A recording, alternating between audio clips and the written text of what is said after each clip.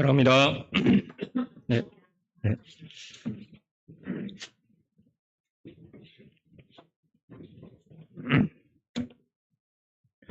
네.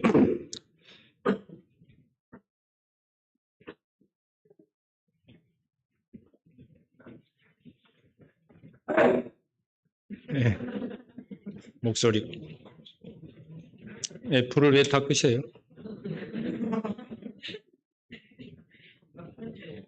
다 켜도 됩니다. 네.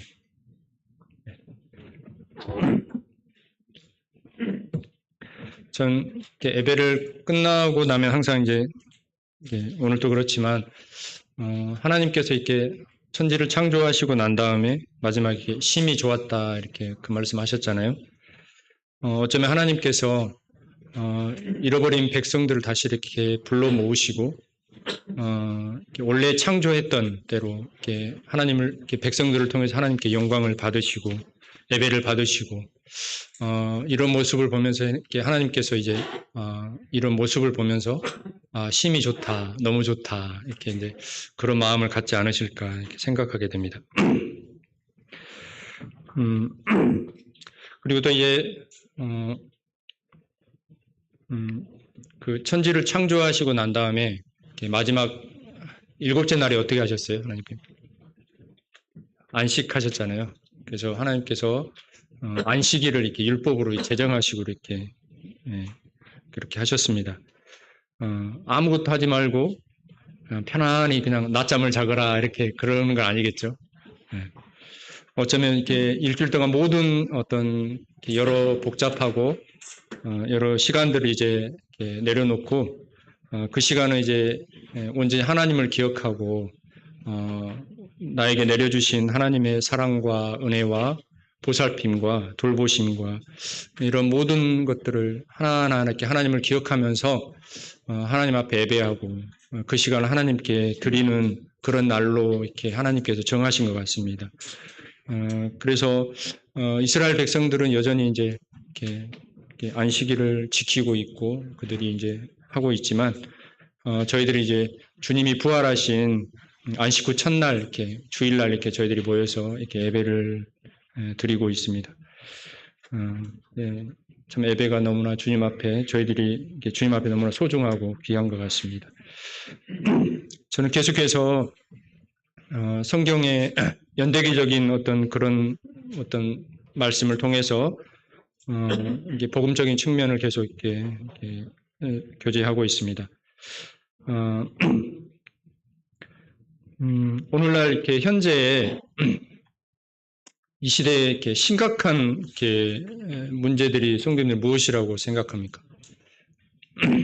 우리가 지금 살아가고 있는 이 시대에서 심각한 지금 여러 문제들이 있잖아요. 그런 문제들이 뭐라고 생각하십니까? 갑자기 심각해지시죠? 네. 심각 안 했는데 심각해지게 생겼네. 네. 어떤 문제들이 있을까요? 네. 정치. 강관님. 네. 수준이 높습니다. 네. 네. 또 어떤 문제들이 있을까요? 오늘날 그 전쟁이 계속 여기저기서 일어나죠. 나라와 나라의 갈등을 통해서 이렇게 전쟁이 또 일어나고 있습니다. 또 어떤 문제들이 있을까요? 네, 아무 생각 없이 사는 건 아니시죠? 네. 어떤 문제들이 있을까요? 네, 바이러스, 네, 코로나, 뭐 여러 바이러스를 통해서 보이지도 않는 바이러스가 이렇게 사람을 괴롭히고 있습니다. 네. 또 뭐가 있을까요? 네? 네, 여러 불평들, 네, 불평, 불만, 불평등, 네, 맞습니다. 네, 죄송합니다. 제 귀가 왜 이러죠? 네. 불평등, 네. 또 뭐가 있을까요? 기상 이변으로 인해서 여러 가지 이렇게 많은 재해를 입습니다. 또한 그것으로 인해서 이렇게 식량 공급이 어려운 어떤 그런 또 이렇게 있습니다. 또 뭐가 있을까요? 학교 평력도 있을 겁니다. 학교에서 이렇게 우리가 상상할 수 있게 어른들이 다녔던 학교에 이렇게 다녔을 때 일어나지 않는 상상할 수 없는 여러 일들이 일어나고 권위가 무너짐으로 학생들이 선생님을 폭행하는 일도 벌어지고요. 또는 학생들 간에 이렇게 영화에서나 나올 법한 어떤 그런 이렇게 과격한 폭력들이 행해지고 있습니다. 또 왕따로 인해서 학생들이 때론 그걸 이기지 못하고 스스로 목숨을 끊는 이런 안타까운 일도 일어나고 있습니다. 또 뭐가 있습니까? 주부들이 가장 이렇게 자매님들이 가장 피부에 와닿는 게 뭐가 있습니까? 마트에 가면 두렵잖아요. 네, 물가가 폭등하고 있습니다. 네. 네, 또 뭐가 있을까요? 집값도 폭등했습니다. 네. 우리 청년들이 이렇게 참 이렇게 결혼하기 참 어려운 이렇게 환경에서 살아가고 있습니다. 물론 믿음으로 한다고 하지만 그래도 이렇게 살 방은 있어야 되는, 살 집은 있어야 되는데 이렇게 참 집을 구하기가 너무 이렇게 어렵게 됐습니다. 그럼 이 모든 문제의 원인이 뭘까요? 원인이 어디서 왔을까요? 대통령이 문제일까요? 네. 네, 대통령이 문제이다. 왜 어디서 왔을까요? 이 모든 뭐 갈등, 전쟁, 뭐 폭력, 바이러스, 뭐 식량이 부족하고 불평등 이런 게 다 어디서 왔을까요? 네? 네, 맞습니다. 성경은 그 모든 원인을 인간의 죄라고 이렇게 말씀하고 있습니다. 그러면 이거에 대한 해결책은 뭘까요? 요새 이렇게 많은 분들이 이제 이런 여러 가지 갈등과 문제를 해결하기 위해서 여러 상담가들이 이렇게 강연도 하고 뭐 인문학 이렇게 하신 분들이 이렇게 강연도 하고 우리가 어떻게 행복하게 살 것인가, 어떻게 하면 인간이 행복해질 것인가, 어떻게 하면 사람들과 사람 사이 이렇게 좋은 관계 속에 생활할 것인가, 그리고 여러 폭력적인 일들을 이렇게 해결하기 위해서 여러 이렇게 상담사들이 이렇게 강연을 합니다. 근데 문제가 해결될까요? 이 죄의 문제가 해결될까요? 해결되지 않습니다. 더 강력한 어떤 법을 만들어서 그 범죄를 규제하려고 하면 그 법망을 피해서 또 다른 범죄들이 또 일어나고 그래서 이 모든 문제들은 이렇게 결코 해결되지 않습니다. 많은 정치가들이 이걸 해결해 보겠다고 이렇게 선거에 공약을 이렇게 내놓지만 결코 이런 문제들은 해결되지 않습니다. 오늘은 이제 어떻게 하면 그러면 어떻게 이런 죄들이 우리 인간 세상에 우리가 사는 세상에 들어왔는지 어디서부터 들어왔는지 뭐가 어디서부터 잘못된 건지 이제 그런 부분들을 한번 이렇게 또 다뤄보면서 이렇게 교제해 보도록 하겠습니다. 저희들은 지난 시간에 하나님께서 천지를 창조하시고 그 에덴 동산을 창조하시고 그 에덴 동산에서 이제 누가 살 수 있게요?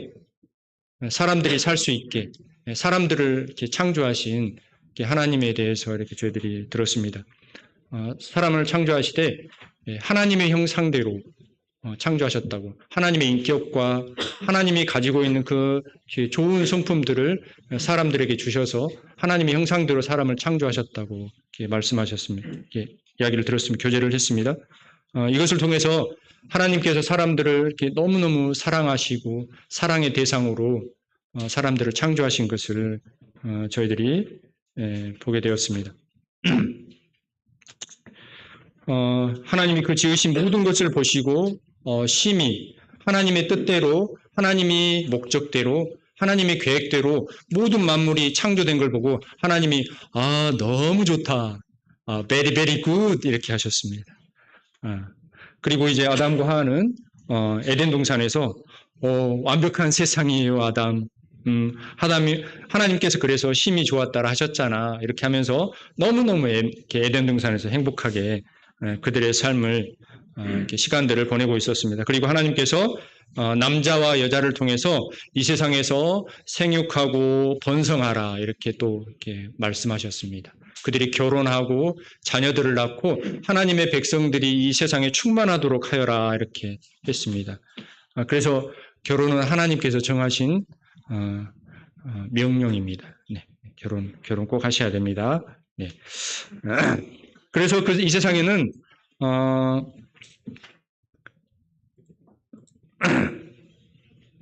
고통이나 그때에는 고통이나 죽음이나 죽음이나 질병이나 슬픔도, 싸움도, 고통스러움도 아무것도 없었습니다. 단지 하나님께로 만족하고 하나님으로 만족하고 감사하는 그런 삶이 에덴 동산에 함께하게 되었습니다.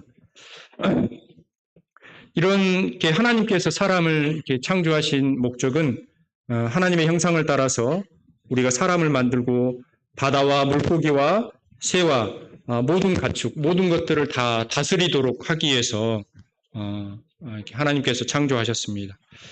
그리고 하나님께서 사람을 그분의 영광을 위해서 그분을 닮고 그 영광을 하나님 앞에 드리기 위해서 이렇게 하나님께서 사람을 창조하셨습니다. 여러분 계속 제가 이렇게 반복적으로 말씀드리는데요. 자, 사람들은 이렇게 우리가 주위에 보면 여러 가지 물건들이 있잖아요. 사람들이 이런 물건들을 왜 만들었어요? 이유가 있잖아요. 여기 마이크가 왜 있죠? 네. 제 목소리가 넓은 홀에 이렇게 모든 사람들이 들을 수 있도록 이 마이크를 사람들이 만들었습니다. 그래서 이 마이크의 목적은 자, 이렇게 작은 목소리를 크게 이렇게 하는 데 있습니다. 자, 여러분들 저희들의 주위에 있는 많은 물건들을 보세요. 책상, 앉아있는 의자, 시계, 이 건물, 다 사람들이 필요에 의해서 이렇게 만들고 개발하고 연구해서 이렇게 만들었습니다. 자, 예술가가 있습니다. 자, 예술가들이 왜 자기들의 작품을 만들죠? 심심하니까 만든가요? 네. 자신들의 감정과 마음을 표현하기 위해서 그 어떤 화가는 그림도 그리게 되고 조각가는 이렇게 여러 이렇게 형상을 만들기도 하고 작품들을 만들어서 자기의 감정과 자기의 마음을 이렇게 그것을 통해서 드러냅니다. 동일하게 하나님께서도 사람을 만드신 이유는 하나님의 형상을 따라서 하나님이 어떠하신 것을 사람을 통해서 이렇게 드러내기를 원하셨습니다. 그래서 사람을 하나님의 형상대로 만드셨습니다. 하나님 안에 있는 그 사랑을 사람들에게 집어넣고 사람들도 서로 사랑하면서 하나님은 이런 분이시다라고 이렇게 영광을 드러내기 위해서 이렇게 만드셨습니다. 그래서 고린도서에 보면 사람이 할 일은 우리의 본분이 뭐냐면 너희가 먹든지 마시든지 하나님의 영광을 위해서 하라고 하셨거든요. 이게 무슨 뜻이냐면 나의 삶을 통해서 하나님을 드러내라는 것입니다. 구원받은 성도들이 너희들은 값으로 사신 것인데 왜 값으로 저희들을 불러주시고 구원해 주셨냐면 나의 삶을 통해서 하나님께 영광을 올려드려라. 그런 의미로 그런 뜻에서 저희들을 불러주셨습니다. 이것은 나의 삶을 통해서 하나님이 어떠한 사람이라는 걸 드러내라는 어떤 그런 말씀인 것입니다. 그래서 하나님께서는 이와 같은 귀한 목적, 아름다운 목적, 선한 목적을 가지고 사람들을 창조하셨습니다. 이에 대해서 동의하신가요? 네, 그런 것 같습니까? 네. 그리고 하나님께서는 하나님을 알 수 있는 사람들에게 지성을 주셨고요. 하나님의 사랑을 느낄 수 있는, 반응할 수 있는 감정도 주셨어요. 그리고 하나님께 순종할 수 있는 뭘 주셨어요? 네, 의지도 주셨어요. 여기서 참 의지가 참 중요합니다. 우리가 구원받을 때도 어떻게 하셨죠? 그냥 구원받으셨나요? 그냥 구원받으셨나요? 가만히 있으니까 구원 하나님께 해주셨나요? 하나님께서 나를 통해서 그분이 하신 일, 예수 그리스도를 통해서 그분이 하신 일을 우리에게 보여주셨습니다. 그럼 내가 할 일은 뭐였을까요? 나는 의지를 가지고 이 사실을 결정을 했어요. 내가 주님을 믿기로 내 마음이 결정을 했어요. 선택을 했어요. 그랬을 때 어떻게 하셨을까요? 하나님께서 성령님을 통해서 그 일을 돕도록 나의 마음을 감동하시고 그 사실을 믿어지도록 나를 도우셨습니다. 그래서 우리가 구원받을 수 있었던 거예요. 예, 어떤 사람은 하나님께서 모든 구원은 인간의 구원은 하나님께서 예정하신다. 그래서 하나님께서 선택한 자만이 구원받을 수 있다라고 이야기하거든요. 어떤 부류의 분들은 그렇게 이야기하세요. 그래서 그 사람이 아무렇게 살아도 하나님은 결국은 그 사람을 예정하셨기 때문에 그 사람은 구원받을 수 있다라고 이렇게 주장하는 사람들이 있어요. 또 어떤 사람은 다 필요 없다. 오로지 내 의지만 가지고 내가 이렇게 해야 된다라고 생각하는 사람들이 있어요. 하지만 성경적으로 할 때 정말 이렇게 균형 있는 분별은 이 두 가지 입장이 마치 기차의 두 레일과 같이 이렇게 균형 있는 분별을 통해서 이렇게 되어진다고 생각합니다. 우리의 의지도 필요하고요. 하나님의 도우심도 필요합니다. 그런 것 같습니다.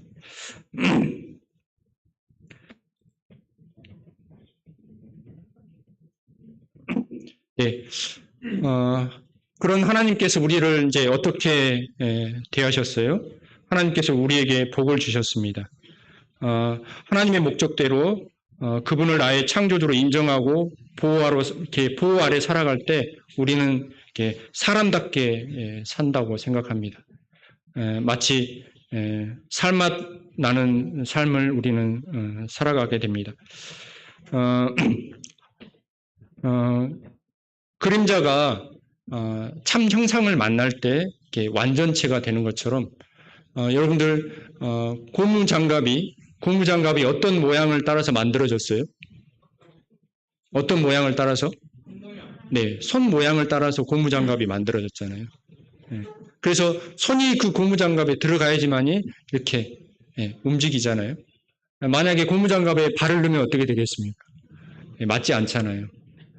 우리가 하나님의 형상을 만들어졌다고 하는 것은 하나님께서 내 안에 들어와야지만이 우리가 하나님 앞에서 원래의 목적대로 바르게 살아갈 수 있다는 거예요. 그래서 우리가 하나님을 만난다고 하는 것은 이처럼 굉장히 중요합니다. 그리고 하나님께서는 사람들에게 복을 주시고 에덴 동산에 있는 모든 것들을 다스리도록 하셨습니다. 위임하셨어요. 하나님의 모든 다스림을 사람들을 통해서 위임하셨어요. 그리고 이제 사람들은 저희들이 전번 시간에 들었던 것처럼 모든 각종 동물들의 이름을 다 짓게 하셨잖아요. 아담은 그 동물들의 가치를 부여하고 이름을 지었습니다. 그리고 이제 에덴 동산을 관리하도록 하나님께서 이렇게 그 일을 맡기셨습니다. 사람은 처음에 이렇게 할 일이 없었던 게 아니에요. 이렇게 창세기에 보면 하나님께서 분명하게 이렇게 아담에게 노동하는 일을 주셨어요. 그죠? 어떤 노동이요? 에덴 동산을 관리하는 일을 하나님께서 맡기셨다는 거예요. 동물들을 다스리고 만물들을 다스리고 그 에덴 동산을 관리하는 일을 맡기셨어요. 그런데 사람이 죄를 지음으로 인해서 그들이 힘써서 노력해도 땅에서 제대로 된 소출을 얻을 수 없는 어떤 가시와 엉겅퀴를 내게 하는 이런 이렇게 보응을 받게 되는 것이죠. 그리고 이제 또 하나님께서는 이제 에덴 동산에서 각종 나무의 그런 나무 열매들, 과실들을 다 이렇게 만들어 놓으셨다고 그랬죠. 그런데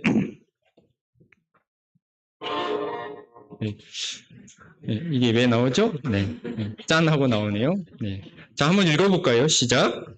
여호와 하나님이 그 땅에서 보기 아름답고 먹기에 좋은 나무가 나게 하시니 동산 가운데는 생명나무와 선악을 알게 하는 나무도 있더라.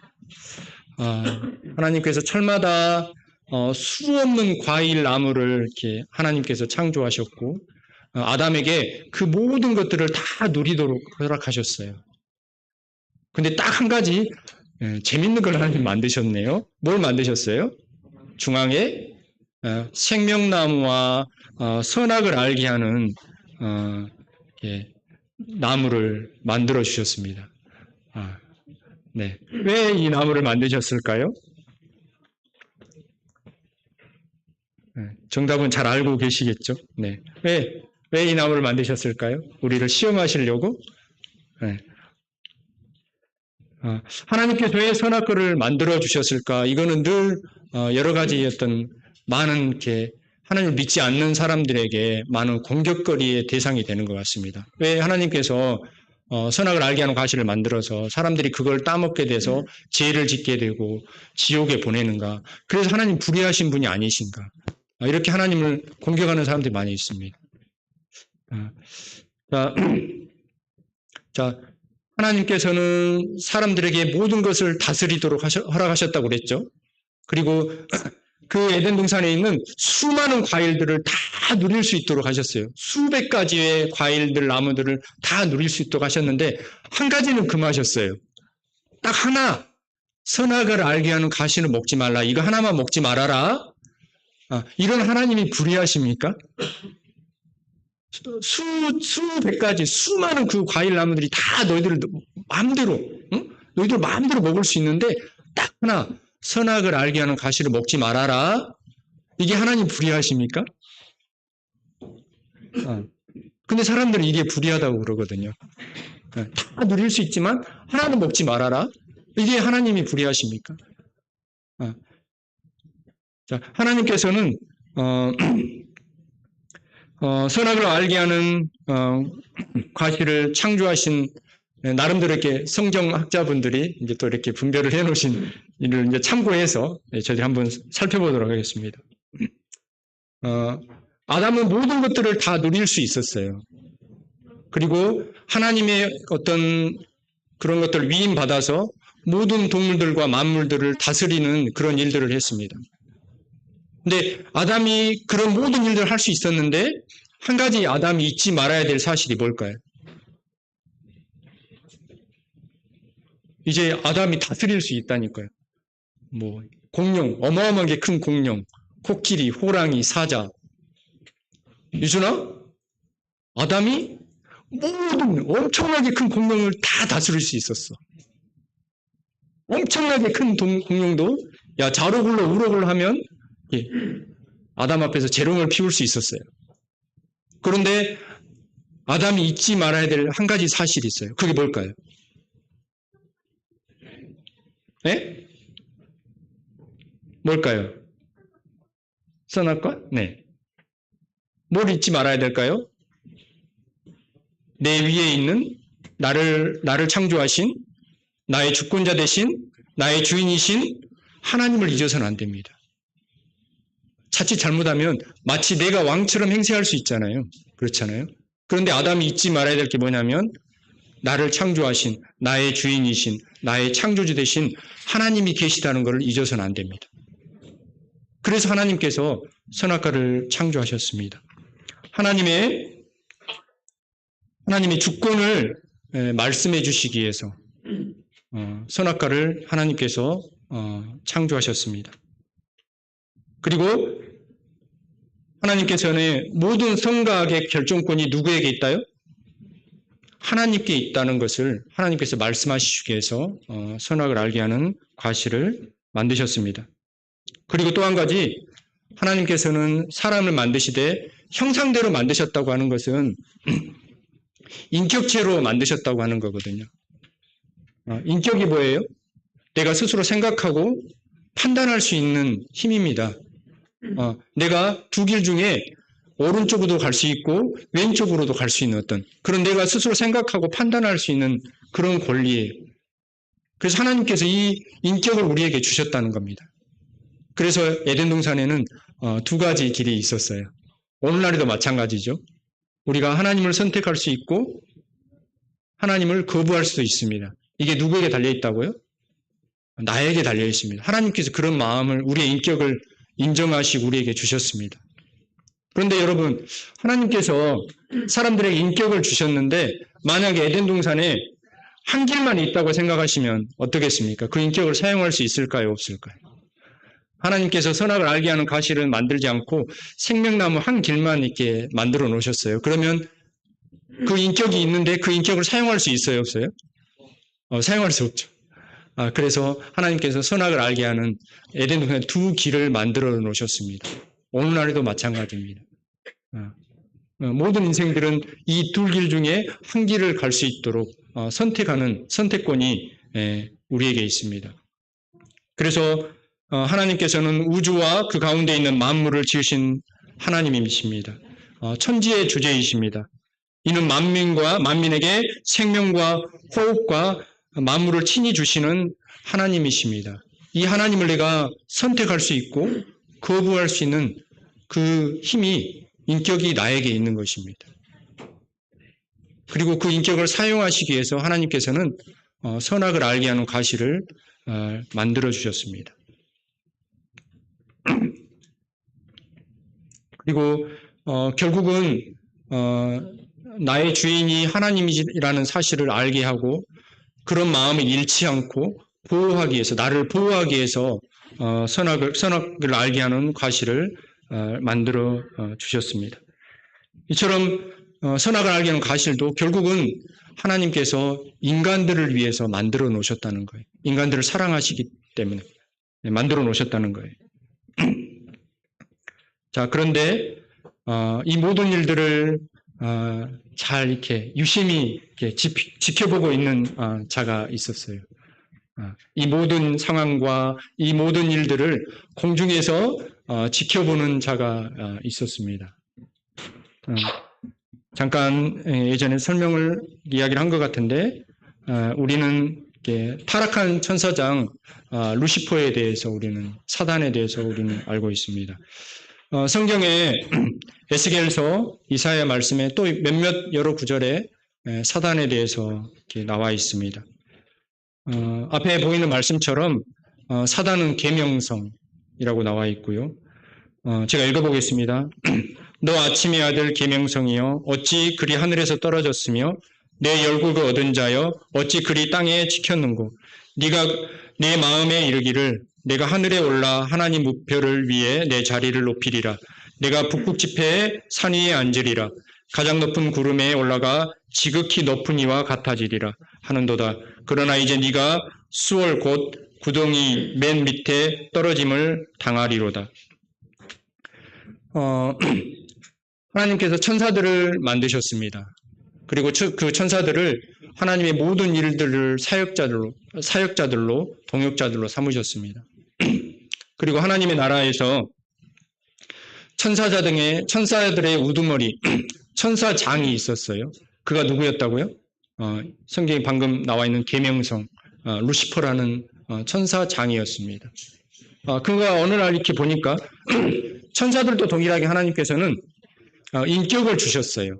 스스로 그들이 선택하고 결정할 수 있는 인격을 주셨습니다. 근데 어느 날 천사장이 이렇게 보니까 하나님 보좌가 너무 아름다워 보이는 거죠. 그리고 그는 너무나 하나님 앞에 능력을 가졌기 때문에 그는 또한 힘이 있었습니다. 그런데 어느 날 그 마음속에 어떤 마음이 찾아왔어요? 교만한 마음이 찾아온 거죠. 그래서 내가 하나님 보좌 위에 나의 보좌를 세우겠다. 저 보좌가 너무 아름답다. 그래서 하나님의 나라에서 이렇게 쿠데타가 일어난 거죠. 그리고 자신을 따르는 천사들과 함께 하나님을 대적하게 됩니다. 자, 이 사실을 알고 하나님께서 하나님 나라에서 쫓아내버립니다. 추방시켜버립니다. 그가 누구일까요? 우리가 보이진 않지만 오늘날 우리 주위에서 역사하는 사단이고 그 쫓겨난 천사들은 귀신들로서 우리가 보이지 않는 세상에서 역사하고 있습니다. 여러분들 전설의 고향 보면 전설의 고향 아시나요? 전설의 고향? 네. 이불 덮고 항상 보았던 지금도 TV에서 간혹 하더라고요. 전설의 고향. 네. 어렸을 때 이렇게 무서워서 항상 이불을 덮고 이렇게 봤던 그 내용들이 보면 한을 가지고 죽은 영혼들이 구천을 떠돌다가 이렇게 귀신으로서 이렇게 막 이렇게 칼을 물고 이게 나타나기도 하고 피를 흘리면서 나타나기도 하고 이제 그런 내용들이 많이 있잖아요. 근데 안타깝게 사람이 죽으면 그렇게 구천을 떠돌 수가 없습니다. 그죠? 네, 성경을 비춰봤을 때 그들은 음부에 다 이렇게 들어간다고 이야기하고 있습니다. 오늘날 귀신들이 그런 장난을 치는 거죠. 제사를 지내면 조상님이 오셔서 이렇게 절을 받고 음식을 드시고 이렇게 돌아가신다, 다시 돌아간다 이렇게 생각하게 하고 실제로 이제 그런 비슷한 일들이 일어나게 하고 또 봐보세요. 사람이 어떻게 그 시퍼런 칼 위에 올라가서 걸어갈 수 있겠습니까? 이건 상상할 수도 없는 일이잖아요. 그런데 귀신 들린 사람들 보면 시퍼런 그 작두칼에 사람이 올라가서 걸어가잖아요. 그래도 그 몸이 상하지 않잖아요. 이건 사람의 능력으로 할 수 없는 것입니다. 귀신이 그런 장난을 치는 거예요. 많은 사람들이 귀신이 없다고 하는데 실제로 우리 주위에는 귀신 들린 사람이 있고 귀신의 여러 가지 장난을 통해서 사람들의 마음을 미혹합니다. 그 중심에 사단이 있습니다. 그리고 사단은 이처럼 온 세상을 지배하고 하나님의 일을 회방하고 하나님을 믿지 못하도록 회방하고 있는 자입니다. 그래서 최초로 하나님의 나라에서 죄를 짓고 하나님의 나라에서 이게 추방되게 됩니다. 그 사단이 그 귀신들과 함께 공중에 이렇게 에베소서에 보면 공중의 권세 잡은 자라고 이야기하고 있잖아요. 하나님의 나라에 쫓겨난 그 사단은 이제 인간 세상에 이 아름다운 세상에 내려와서 하나님께서 그 사랑의 대상으로 만든 그 나라를 파괴하고자 그 인간들을 범죄 가운데 빠뜨리고 자신의 종으로 삼고자 역사하고 있는 모습을 보게 될 것입니다. 그리고 뱀의 정체는 요한계시록에 보면 큰 용이라고 나와 있습니다. 그리고 옛 뱀이라고 나와 있습니다. 마귀라 사탄이라고 이렇게 나와 있고 그는 하늘나라에서 쫓겨나서 땅으로 이렇게 내려왔다고 이렇게 요한계시록은 말씀하고 있습니다. 그리고 그는 욕심장이고 요한복음 8장 44절에 보면 주님께서 그는 처음부터 욕심장이고 살인자요 거짓말장이라고 그들을 사단을 이야기하고 있습니다.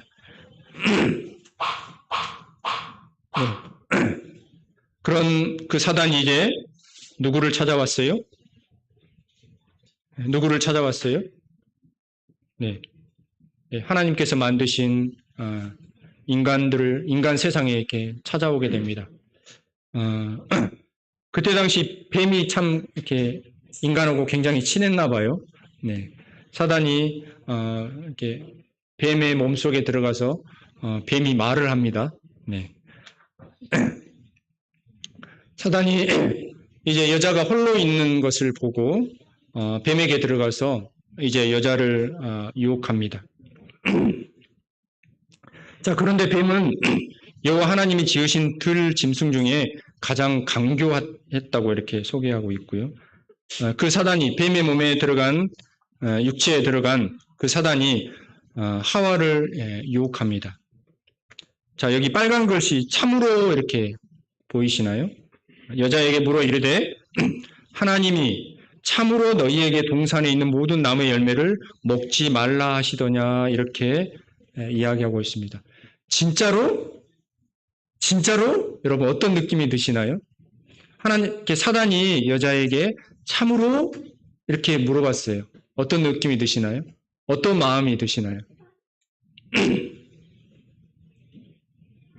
어떤 마음이 드시나요?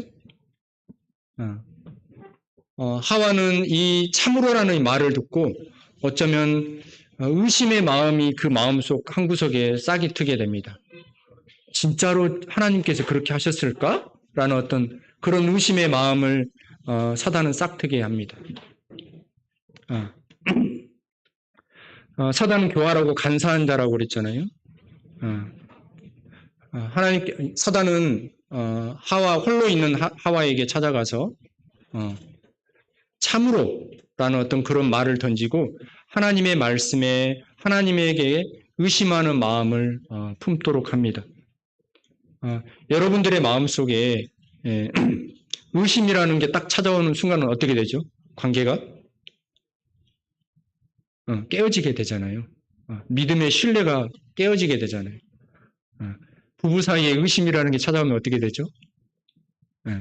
불신이 싹트게 되고 결국은 관계가 잘못되잖아요. 친구 사이도 마찬가지입니다. 우리 성도님들 사이도 마찬가지인 것 같습니다. 내가 저 형제를, 자매를 믿지 못하는 어떤 의심하는 마음이 내 마음 한구석에 자리 잡게 되면 관계가 이제 그때부터 관계가 깨어지는 것 같습니다. 그래서 이거를 잘 아는 사단은 하와에게 참으로, 진짜로? 진짜야? 진짜로? 이렇게 의심하는 마음을 품게 합니다. 그리고 더 마지막에 먹지 말라 하시더냐? 라고 이렇게 질문을 하게 됩니다. 그 의심의 마음이 굳어지도록 하와를 유혹하게 됩니다. 자, 이런 유혹 앞에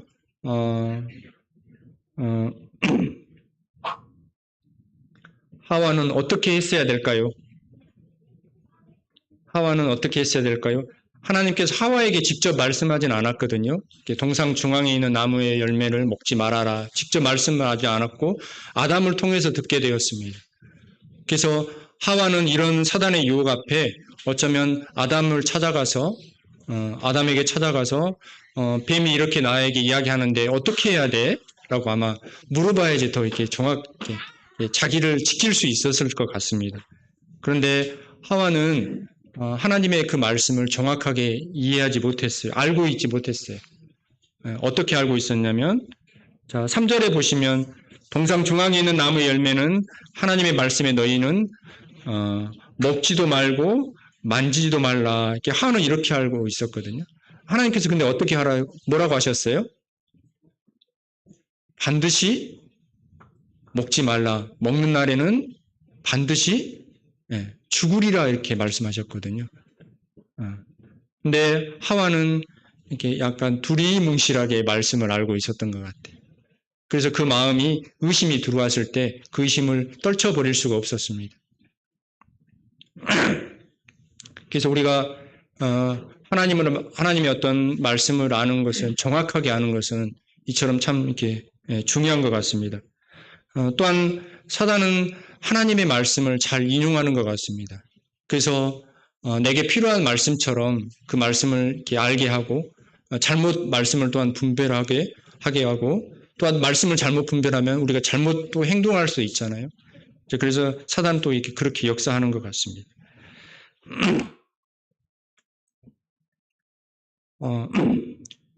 그런 유혹 앞에 이제 사단은 이제 정면으로 이렇게 하와에게 도전하죠. 뭐라고 도전합니까? 빨간 글씨 한번 읽어볼까요? 시작. 너희가 결코 죽지 아니하리라.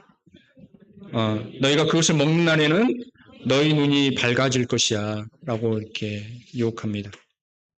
네. 의심을 싹트게 하고 결국은 사단은 하나님의 말씀에 정반대적인 입장을 이야기하죠. 하나님은 반드시 죽을 것이라고 이야기했는데 사단은 정반대로 죽지 않아. 도리어 너희가 눈이 이렇게 밝아질 거야. 눈이 밝아지긴 했습니다. 어떤 눈이 밝아졌을까요? 죄에 대해서 눈이 떠졌습니다. 모든 선과 악을 판단하는 기준은 누구에게 있다고요? 하나님께 있었어요. 그런데 하와가 선악을 알게 하는 과실을 따먹음으로 인해서 그들의 눈이 띄어지긴 했습니다. 어떻게 띄어졌을까요? 악한 것을 알게 된 것입니다. 악한 것을 깨닫게 된 것입니다. 그들의 마음속에 악한 것이 들어와 버린 것입니다. 불순종이란 죄가 그들의 마음속에, 하와의 마음속에 들어오게 된 것입니다. 그리고 외모로 취하고 외모로 판단하는 그 눈이 띄어지게 된 것입니다. 그리고 모든 선과 악의 기준이 나의 기준이 되어버리신 겁니다. 선과 악의 기준은 하나님께 있는데 선악을 알게 하는 과실을 따먹음으로써 이제 선과 악의 모든 판단의 기준이 나에게 있는 것입니다. 하나님의 중심이 되어야 되는데 이제 모든 것이 내 중심이 되어버리는 것입니다. 자, 그런데 여러분들 잠깐 자신을 한번 잘 돌아와 보세요. 한번 생각해 보세요. 그 유전이 오늘날 고스란히 저희들에게 있습니다. 그렇죠? 우리들에게 있어 모든 갈등이 어디에서부터 올까요? 항상 내가 먼저이기 때문에 갈등이 오는 것 같습니다. 모든 문제는 항상 사람들의 모든 문제는 자기 중심적인 그런 마음에서 찾아옵니다. 상대방을 고려하지 않고 항상 말씀을 볼 때도 그런 것 같아요. 저도 이제 그런 경험이 있는데 말씀을 듣 때도 나에게 유리한 말씀은 항상 잘 보여요. 그죠? 그렇지 않나요? 말씀을 딱 분별하는데 나에게 유리한 말씀은 다 이렇게 분별이 돼요. 분별을 해도 그렇게 분별을 해요. 그래서 그렇게 또 적용하고, 물론 이게 잘못된 건 아닌 것 같은데, 지나치게 이렇게 생각하면, 나에게, 이렇게 벗어나 있는 것은 나에게 좀 해롭고, 나에게 좀 이렇게 껄끄러운 것들은 이제 다른 사람에게 적용을 하고, 나에게 좋은 것만 나에게 적용하려고 하는 그런 습성들이 저희에게 있는 것 같습니다. 이게 다 어디서부터 왔다고요? 선악을 알게 하는 과실의 그 열매의 결과인 것입니다. 그가 이제 그 열매를 따먹고 또 누구에게 주었어요? 네, 아담을 불러서 아담에게도 줬고 아담도 그 열매를 이제 따먹게 됩니다. 하와도 잘못했고 아담도 잘못했습니다. 뭘 잘못했을까요? 하와는 남편의 권위를 생각할 때 그런 문제들이 있을 때 남편을 찾아갔어야 되거든요. 그걸 잘못한 거고요. 아담도 마찬가지로 하와가 그런 걸 제시했을 때 하와보다는 하나님의 말씀을 더 생각했어야 했었습니다.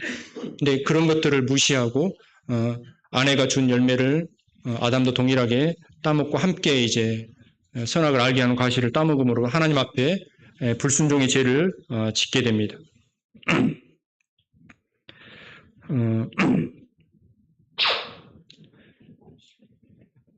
네. 그 후로 이제 그들의 눈이 밝아지긴 했습니다. 그리고 뭘 봤냐면 자신들의 이제 벌거벗은 몸을 보았을 것입니다.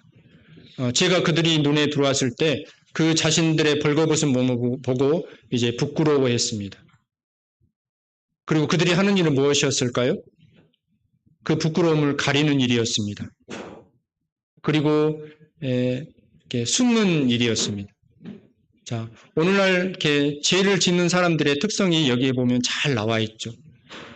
사람들은 자신들의 죄를 가리기 위해서 여러 가지 무화과 잎이라는 어떤 여러 가지 것들을 통해서 그 자신들의 부끄러움을 가리려고 합니다. 그 가리다 못해 이제 두려움으로 이렇게 사람들은 이렇게 하나님을 피해서 이렇게 하나님을 등지고 하나님을 떠나고 하나님을 피해 숨기도 합니다. 인간의 생각과 인간의 행위를 통해서 자신들의 부끄러움을 사람들은 가려보려고 합니다. 자신들의 죄의 문제를 스스로 해결해 보려고 사람들은 노력합니다. 그래서 종교가 생겨났고요. 여러 가지 어떤 선한 어떤 행동을 통해서 사람들은 위안을 삼습니다. 자신들의 죄를 그러한 것들로 가려보려고 해결해 보려고 여러 가지 종교와 선한 행동, 어떤 의로운 삶을 통해서 그러한 문제를 해결해 보려고 사람들은 하고 이제 또한 그러한 것들도 싫으면 이제 하나님을 등지고 하나님이 없어라고 하는 어떤 그런 마음을 가지고 하나님을 피해 하나님을 등지고 떠나갑니다. 그리고 하나님 앞에 피해 숨습니다. 아담이 그러했던 것처럼 오늘날도 많은 사람들이 이와 같은 삶을 살고 있습니다. 자, 방금 읽은 내용을 한번 읽어보도록 하겠습니다. 하나님의 말씀은 어떻게 하셨다고요? 하나님은 선악을 알게 하는 과실을 먹는 날에는 하나님의 말씀은 반드시 죽으리라 말씀하셨습니다. 그런데 사단은 어떻게 했다고요? 그 말씀을 결코 죽지 않아 라고 이야기했습니다. 사단은 이야기했죠. 사단은 거짓말장이요 속이는 자입니다. 그럼 여러분들은 누구의 말을 믿겠습니까? 여러분들 누구의 말에 귀를 기울이겠습니까? 죄란 무엇입니까? 죄는 하말티라는 그런 말이 있고 그 의미는 화살이 관역에서 벗어났다는 그런 의미입니다. 사람들에게 죄가 들어왔는데 그 죄는 무엇이냐면 하나님께서 원래 창조하신 하나님의 사람들을 창조하신 원래의 목적이 있잖아요. 하나님을 주인으로 섬기고 하나님을 자신의 창조를 섬기고 창조주로 인정하고 그 하나님께 영광을 올려드리는 삶이 사람을 창조하신 목적이었거든요. 근데 그 관역에서 그 목적에서 벗어난 것입니다. 이제 어떻게 되었어요? 죄 가운데 빠진 사람들의 모습이 어떻게 됐습니까? 이제 누가 왕이 되었어요? 나 자신이 왕이 된 것입니다. 마음의 보좌 위에 하나님이 앉아있지 않고 내가 앉아있는 것입니다. 이게 원래의 목적에서, 원래 창조하신 하나님의 목적에서 벗어난 것이죠. 선악과를 알게 하는 과실을 따먹음으로 있어 이제 내가 스스로 주인 되어서, 내가 스스로 내가 왕이 되어서, 내가 주인 되어서 내가 스스로 결정하고 내 마음대로 살아가는 것. 그러한 모습이 사람들의 모습 가운데 찾아오게 됩니다. 이게 바로 하나님께서 근본적으로 사람들에게 말씀하시는 죄인 것입니다.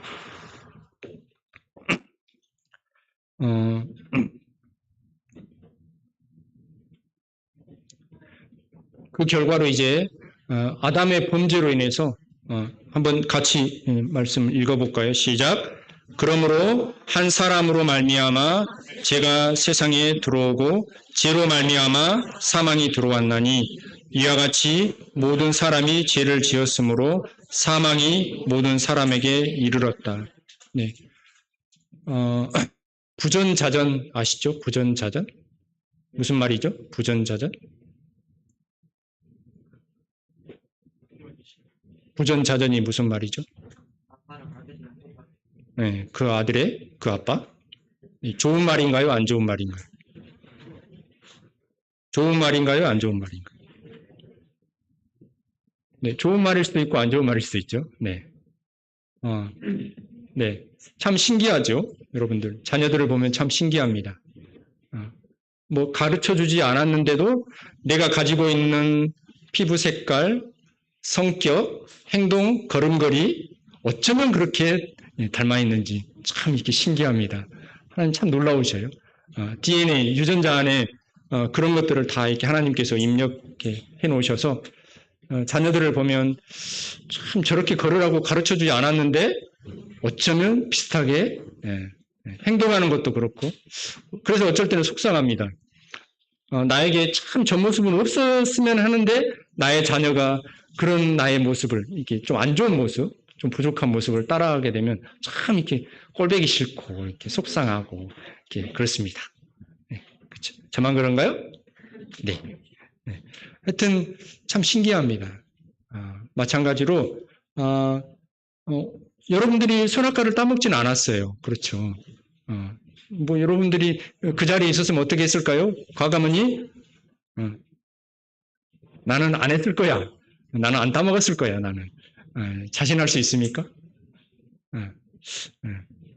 네.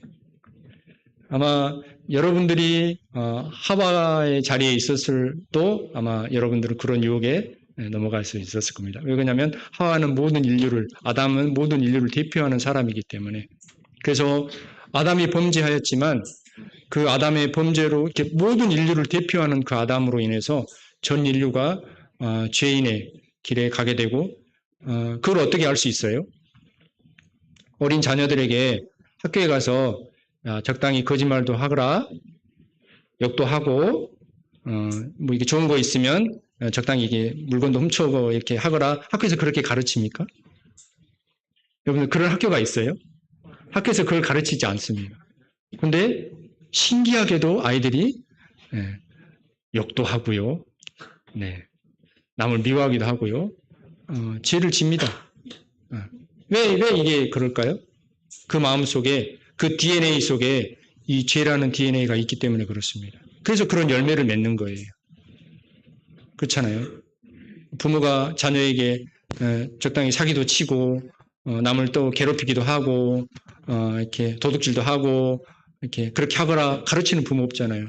하지만 그 몸속에 아담으로부터 내려오는 죄의 DNA가 있기 때문에 그들이 열매를 맺는 것입니다. 여러분들 사과나무가 열매를 맺었어요. 100개를 맺었습니다. 무슨 나무일까요? 네. 저 50개 열렸어요. 무슨 나무일까요? 현준아? 사과나무가 10개밖에 안 열렸어요. 무슨 나무일까요? 네, 처음에는 100개 열렸다가 사과나무가 10개밖에 안 열렸어요. 무슨 나무일까요? 무슨 나무? 그렇죠. 좋았어요. 그럼 이번에는 사과나무가 1개밖에 안 열렸어요. 무슨 나무일까요? 그렇죠. 그렇죠. 사과가 열렸기 때문에 그 나무는 사과나무인 거예요. 그 열매가 100개가 열리든 50개가 열리든 10개가 열리든 1개가 열리든 그가 사과나무이기 때문에 사과가 열리는 겁니다. 여러분들의 삶 속에 죄가 100개가 열리든 50개가 열리든 10개가 열리든 1개가 열리든 왜 죄라는 열매를 맺는다고요? 그 뿌리 근본 자체가 죄인이기 때문에 그런 열매를 맺히는 거예요. 그래서 아담 한 사람으로 인해서 죄가 세상에 들어오게 되었습니다. 그리고 모든 사람에게 사망이 찾아오게 되었습니다. 그래서 하나님께서는 만물보다 심히 불쾌한 것이 사람의 마음이라고 이렇게 선언하셨습니다. 이거에 대해서 자유로울 수 있습니까? 제가 옆에서 지금 앞에서 이렇게 말씀을 전하고 있는데 저 또한 제 마음을 만약에 여러분들이 볼 수 있다고 하면 저는 이 자리에 설 수 없을 것입니다. 그렇죠? 네, 다행이죠. 네. 제가 일주일 동안 어떻게 살았는데 여러분들이 제 마음을 다 보고 있다면 저는 이 자리에 설 수 없습니다. 저뿐만 아니라 여기 있는 모든 성도님들도 예배당에 있기 어려울 것입니다. 하지만 다행히도 하나님께서 그걸 볼 수 없도록 하셨기 때문에 저희들이 지금 여기에 이렇게 앉아 있는 것입니다. 그런데 하나님께서는 사람의 마음을 아시잖아요. 하나님께서는 사람의 마음을 다 보고 계시잖아요. 그래서 하나님께서 만물보다 심히 부패한 것이 너희 사람의 마음이다. 여러분들 부패한 음식은 어떻게 하죠? 네, 부패한 음식은 적당히 다시 해서 먹습니까? 아니요, 버리잖아요. 그래서 부패한 사람은 하나님 앞에서 버려진 것이 마땅합니다. 당연한 겁니다. 저희들도 부패한 음식을 먹지 않잖아요. 그래서 아담 한 사람으로 죄로 인해서 오늘날 많은 사람들에게 뭐가 찾아왔습니까? 고통이 찾아왔습니다. 또 뭐가 찾아왔습니까? 죽음이 찾아왔습니다. 또 뭐가 찾아왔습니까? 질병, 그 다음에 심판이 찾아왔고 그리고 결국에는 지옥의 형벌이 찾아왔습니다. 원래 지옥은 하나님께서 사단과 그 귀신들을 심판하시기 위해서 지옥을 만드셨습니다. 기회가 되면 지옥에 대해서 더 이야기를 하겠습니다. 불이 꺼지지 않는 뜨거운 불못이라고 성경을 말하고 있습니다. 그리고 한번 들어가면 결코 나올 수 없는 것이라고 말씀하고 있습니다. 하나님께서 원래 지옥을 천사들을 심판하시기 위해서 지옥을 만드셨다는 거예요. 그런데 사람이 사단의 종이 되어서 이제 사단이 지옥에 가게 됐고 결국은 사단의 종이 된 사람들도 지옥에 함께 가게 되는 것이 마땅한 것입니다. 그런데 그 천사들보다 더 인들이 어떻게 그 지옥의 끔찍한 고통을 견딜 수 있겠습니까? 그래서 주님은 뭐라고 하셨어요? 만약에 내 눈이 범죄하거든 그 눈을 빼고라도 지옥에 가지 말라고 이야기하고 있습니다. 내 손이 범죄하거든 그 손을 자를지언정 지옥에는 가지 말라고 주님은 사람들에게 이야기하고 있습니다. 그 지옥의 끔찍한 고통이 너무나 무섭고 한번 들어가면 나올 수 없는 것이기 때문에 주님은 사람들에게 그렇게 경고하고 있는 것입니다.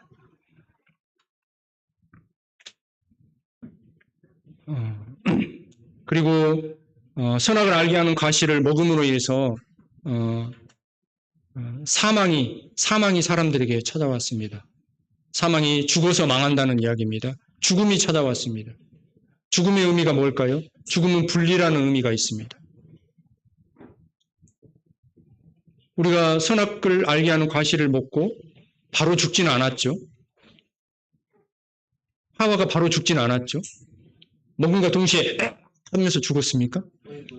네. 선악을 알게 하는 과실을 먹자마자 하고 죽었습니까? 그러진 않았죠. 하지만 그 생명이 하나님에게서 끊어졌습니다. 마치 살아있는 나무에서 그 가지가 끊어진 것처럼 하나님의 생명에서 선악을 알게 하는 과실, 그 죄가 그 몸속에, 그 마음속에 들어옴으로 인해서 살아있는 가지, 나무에서 그 가지가 끊어진 것처럼 하나님에게서 끊어졌습니다. 여러분들 아름다운 꽃을 보면 꺾어서 이렇게 화병에 꽂아 놓잖아요. 아름다운 꽃이 있으면 꺾어서 화병에 이제 꽂아 놓잖아요. 그 꽃이 살아 있습니까? 죽어 있습니까? 네, 왜 죽어 있습니까? 그렇죠. 잠시 이렇게 살아 있는 것처럼 꽃은 피어 있지만 이미 그 나무는 그 꽃은 그 뿌리에게서 생명이 끊어져 있기 때문에 살아 있다고 볼 수 없습니다. 잠깐 그냥 있는 것입니다. 존재하는 것입니다. 오늘날 사람들도 마찬가지입니다. 사람들이 이렇게 살아있는 것 같지만 하나님을 믿지 않고 그 생명이 하나님에게서 끊어져 있는 것입니다. 이게 바로 죽음입니다. 하나님에게서 끊어져 있는 것, 분리되어 있는 것, 이게 죽음입니다. 그리고 그 결과가 죄의 결과가 또 어떻게 찾아왔어요? 우리는 모든 사람은 이 세상에서 한 번 죽는 것은 사람에게 정해져 있다고 하나님께서 선언하셨습니다. 제가 예언하겠습니다. 이 예언은 백발백중 적중합니다. 틀려본 적이 없습니다. 어떤 예언인지 아십니까? 네, 여기 있는 모든 사람들은 100년 후에 이 세상에 있는 사람이 아무도 없을 것입니다. 대단하죠? 네, 제가 이 정도입니다. 네. 네. 이거는 하나님의 말씀입니다. 죄의 결과로 모든 사람들은 이 세상에서 한 번쯤은 다 죽게 됩니다. 중국의 진시황도 오래 살아보려고 여러 가지 약을 구해오라고 신하들에게 했지만 그 중국의 어마어마한 대륙을 지배했던 호령했던 진시황도 결국은 불로초를 구하지 못하고 결국은 죽게 됐습니다. 그 무덤에 가서 더 좀 살아보려고 많은 신하들을 이렇게 하고 이렇게 진시황의 그 무덤을 보면 대단하죠. 오늘날 많은 사람들은 이 땅에서 오래 살아보려고 여러 가지 것들을 합니다. 하지만 하나님은 그걸 허락하지 않습니다. 한 번 죽는 것은 사람에게 정한 것이요 후에 심판이 있다고 하나님은 말씀하고 있습니다. 네, 그래서 사람에게 죄의 결과로 죽음이 찾아오게 되었고 오늘날 이 세상의 사람들은 다 죽게 되었고 결국은 하나님과 그 생명이 끊어져 있는 것을 그리고 마지막에는 영원한 지옥의 심판 가운데 들어갈 수밖에 없는 그런 결과를 맺게 됐습니다. 여기 보면 한 번 죽는 것은 사람에게 정한 것이요 후에는 심판이 있다고 하나님은 말씀하십니다. 자, 그럼 만약 당신이 오늘 죽으면 맞이한다면 당신은 지금 어디를 향해서 걸어가고 있습니까? 자, 여러분들 아직 주님을 믿지 않는 여러분들에게 하나님은 이렇게 말씀하고 있습니다. 오늘 당신이 죽음 앞에서 당신은 어디로 가게 될까요? 이 죄의 결과로 당신의 영혼은 지금 어디로 가고 있는 걸까요? 이거를 심각하게 고민해 보아야 합니다. 왜 그런지 아세요? 우리의 인생은 아침 안개와 같습니다. 지금은 잠깐 피어있는 것 같지만 해가 뜨면 사라져버리는 안개와 같습니다. 우리의 인생은 배틀의 북과 같습니다. 지금은 살아있는 것 같지만 5초 후에 우리의 삶이 어떻게 될지 누구도 알 수 없습니다. 장담할 수 없습니다. 앞으로 내가 더 10년을 살 수 있다고요? 앞으로 내가 더 1년을 더 살 수 있다고요? 물론 절망적일 수도 있지만 사실이잖아요. 여러분들, 우리 주위에는 수많은 사건, 사고들이 일어나고 있습니다. 그냥 버스 타고 가고 있는데 아파트 재개발 현장에서 그냥 건물이 덮쳐버리잖아요. 그게 우리의 인생이라고. 만약에 그 사람이 그 사실을 알고 있다면 그 길을 지나갔겠어요? 내가 저 길을 지나가면 건물이 나를 덮칠 거라고 알았으면 그 길을 지나갔겠어요? 하지만 그 사실을 모르는 게 우리의 인생입니다. 그렇지 않나요? 내가 저 비행기를 타면, 저 배를 타면 나는 죽을 수 있어라고 하던 그런 마음이 들었다면 타지 않았겠죠. 하지만 안전할 거야, 괜찮을 거야, 그런 마음이 있었기 때문에 탔지만 불행히도 그런 사고가 우리 주위에는 시시때때로 일어납니다. 그래서 우리는 나를 점검해 봐야 됩니다. 내가 지금 어떤 길을 가고 있는지. 어쩌면 이게 가장 중요한 일입니다.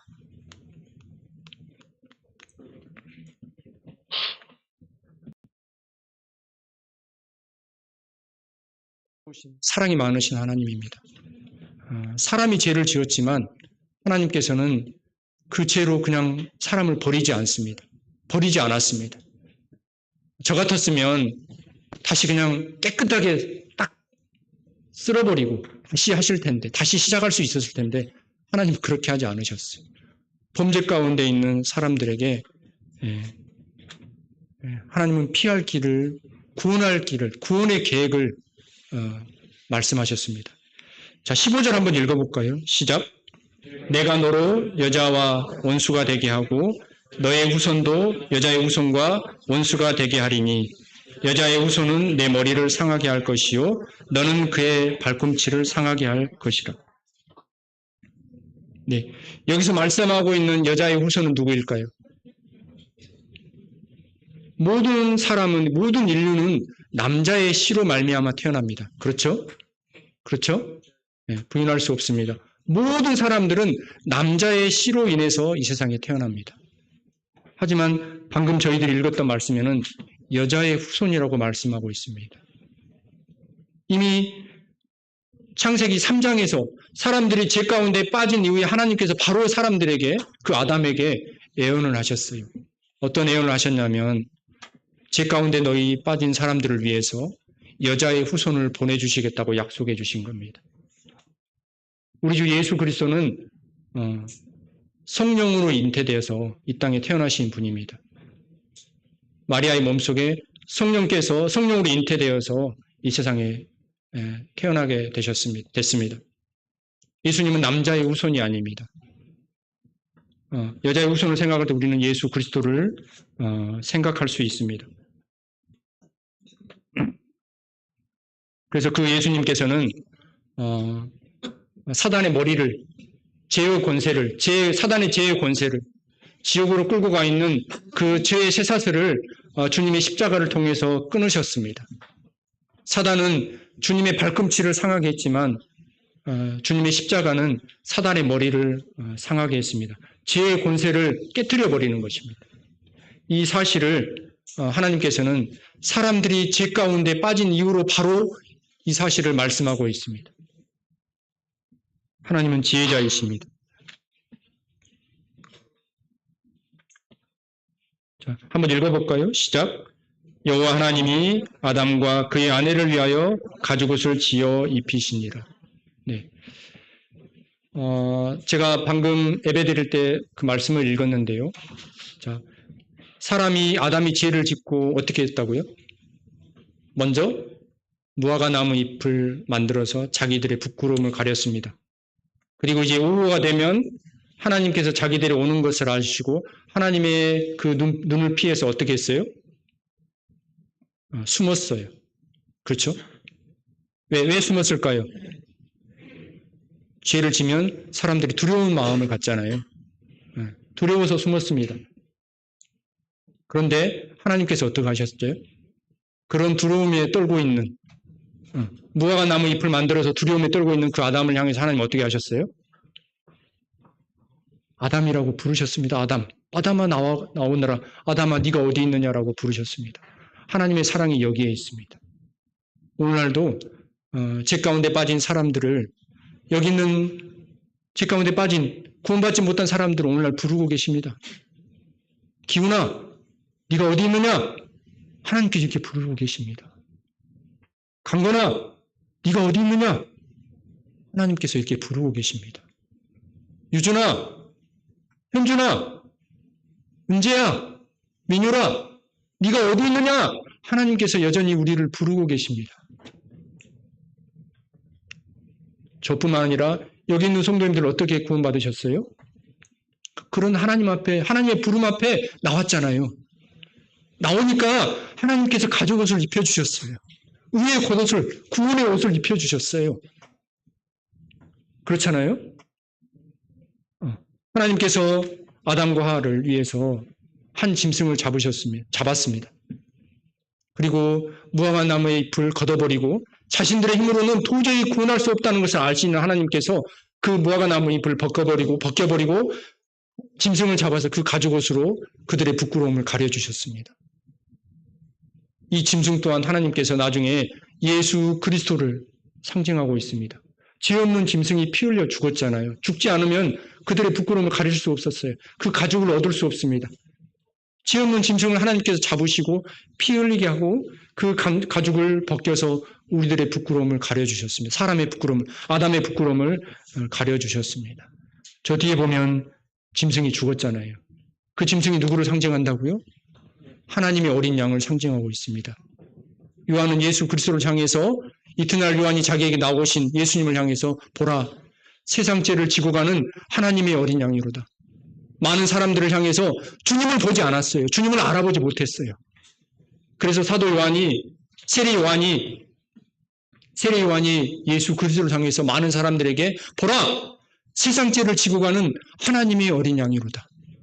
아담에게 가죽옷을 입혀주었던 그 짐승을 대신해서 예수 그리스도가 이제 직접 이 세상에 오신 것입니다. 하나님께서 이처럼 사랑이 많으신 분이십니다. 사람은 범죄했지만 하나님께서는 그 범죄를 피할 길을 예비해 주셨습니다. 살 길을 예비해 주셨습니다. 사람은 죽음의 길을 선택했지만, 사망의 길을 선택했지만 하나님께서는 생명의 길을 다시 우리에게 보여주셨습니다. 더 놀라운 건 뭔지 아세요? 더 놀라운 건 뭔지 아세요? 우리 매일의 묵상에서 그런 내용을 기억하신지 모르겠습니다. 만약에 아담이 범죄하지 않았다면 그냥 피조물로 에덴 동산만 관리하면서 살았을 거예요. 그렇죠? 매일의 묵상에 나온 내용입니다. 하지만 사람들이 범죄 후에 하나님께서 그 사람들을 구원하시고 이제 우리의 신분이 어떻게, 하나님 믿는 사람들의 신분이 어떻게 됐을까요? 이제 우리의 신분이 어떻게 됐을까요? 하나님의 자녀의 신분이 된 겁니다. 하나님은 범죄 가운데 빠진 사람들을 더 놀라운 신분 가운데 우리를 이제 세우신 거예요. 하나님의 자녀의 신분으로.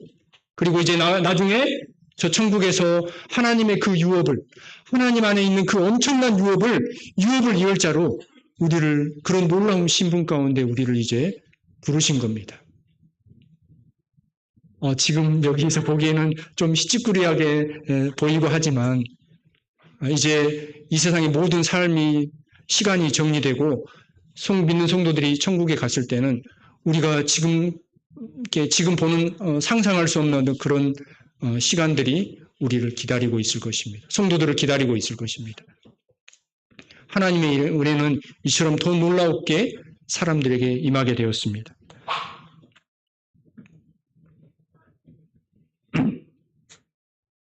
네. 결국은 그 죄 없는 짐승은 우리 주 예수 그리스도를 상징하고 있습니다. 우리가 그리스도 안에서 그의 풍성함을 따라 그의 피로 말미암아 구속, 고 제사함을 받게 되었습니다.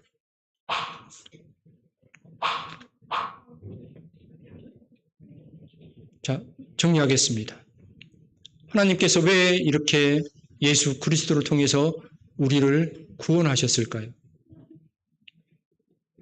그냥 지옥에 가지 말라고 구원하셨을까요? 원래 하나님께서 사람을 창조하신 목적이 뭐라고요? 하나님의 형상을 따라 하나님께서 사람을 창조하셨습니다. 왜 하나님의 형상을 따라 창조하셨다고요? 하나님께 영광을 올려드리기 위해서. 그 사람을 통해서 하나님을 드러내기 위해서. 그 사람을 통해서 그 사람을 봤을 때, 하나님은 저런 사랑을 가지고 계시구나. 하나님은 저렇게 행하시는구나. 그런 영광을 올려드리기 위해서 사람을 창조하신 것입니다. 그리고 이사야의 말씀에 보면 내 이름으로 불러지는 모든 자, 곧 내가 내 영광을 위해 창조한 자라고 말씀하고 있습니다. 그래서 우리가 예수 그리스도를 통해서 구원받았다고 하는 것은 원래 하나님의 목적대로 그 뜻에 따라서 되돌아가는 것입니다. 하나님과 연합하고 하나님의 자녀와의 관계를 가기 위해서 우리를 회복하시고 우리를 구원하신 겁니다. 여러분들, 죄가 있으면 하나님과 함께 할 수 없습니다. 그래서 하나님께서 예수 그리스도를 통해서 우리의 죄를 사하여 주신 이유는 우리가 하나님과 다시 연합할 수 있도록 그 길을 열어주신 것입니다. 그래서 우리가 구원받았다고 하는 것은 이제 나는 지옥 가지 않으니까 됐어. 여기까지야라고 생각하시면 큰 오산이고 오해인 것입니다. 구원은 시작인 것입니다. 시작. 구원받았다고 하는 것은 다시 거기서부터 하나님의 백성으로, 하나님의 자녀로 살아갈 수 있는 첫 관문인 것입니다. 첫 길이에요. 시작이에요. 어린아이가 태어난 것처럼 하나님의 자녀로 다시 태어나서 하나님의 자녀로 살아갈 수 있는 시작인 것입니다.